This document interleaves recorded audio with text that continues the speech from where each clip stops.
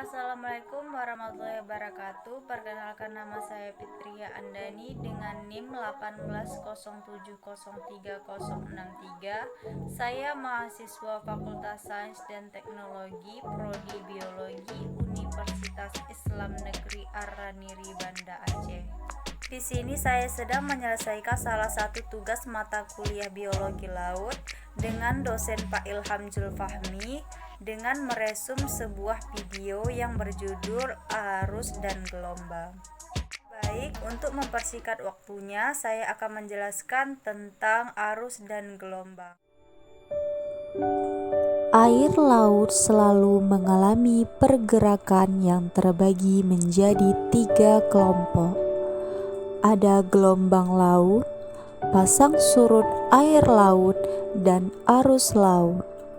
Gelombang merupakan gerakan massa air secara vertikal atau secara naik turun. Gelombang disebabkan oleh adanya angin, di mana gelombang yang diakibatkan oleh angin terbagi menjadi 2, yaitu alun dan ombak, di mana alun merupakan gelombang yang memanjang dan bergulung, sedangkan ombak merupakan gerakan air laut turun atau naik di permukaan air laut. Proses terjadinya gelombang, ada beberapa gelombang yang membentuk ukuran dan bentuk gelombang yang dipengaruhi oleh kecepatan angin, panjang atau jarak hembusan angin, di mana jarak akan mempengaruhi besar gelombang yang akan ditimbulkan. Dan yang terakhir ada waktu lama hembusan angin.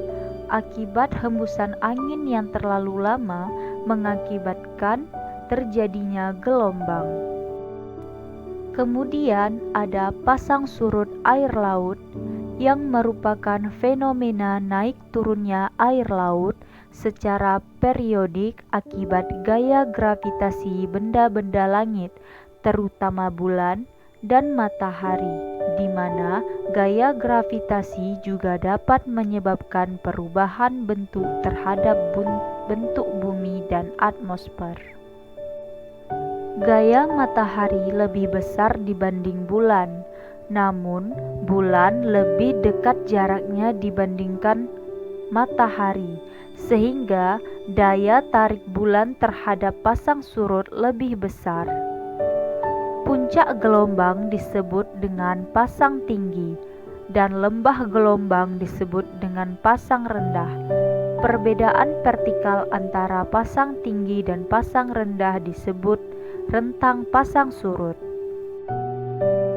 Kemudian kita akan membahas tentang arus laut, di mana arus laut merupakan pergerakan massa air secara vertikal dan horizontal sehingga menuju keseimbangan atau gerakan air yang sangat luas yang terjadi di seluruh lautan, di mana arus juga merupakan gerakan mengalirnya suatu massa air karena tiupan angin atau perbedaan densitas atau perbedaan gelombang panjang. Kemudian, faktor yang menimbulkan arus laut ada terbagi menjadi 3. Yang pertama adalah angin, di mana semakin cepat angin berhembus, maka semakin besar gaya gesekan yang terjadi di permukaan laut. Angin ini terbagi menjadi 3 jenis. Ada angin muson, pasat, dan barat. Yang kedua adalah perbedaan kadar garam, di mana air laut yang memiliki kadar garam tinggi dapat menyebabkan massa jenis yang lebih besar. Dan yang ketiga adalah gelombang, di mana ini merupakan gejala naik turun air secara periodik. Kemudian kita akan membahas arus laut berdasarkan tingkat kedalaman.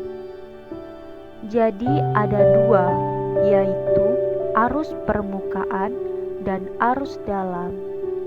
arus permukaan yaitu arus yang terjadi pada beberapa ratus meter dari permukaan dengan arah gerak horizontal serta dipengaruhi oleh pola sebaran angin. Yang kedua ada arus dalam, yaitu arus yang terjadi jauh dalam kolom perairan.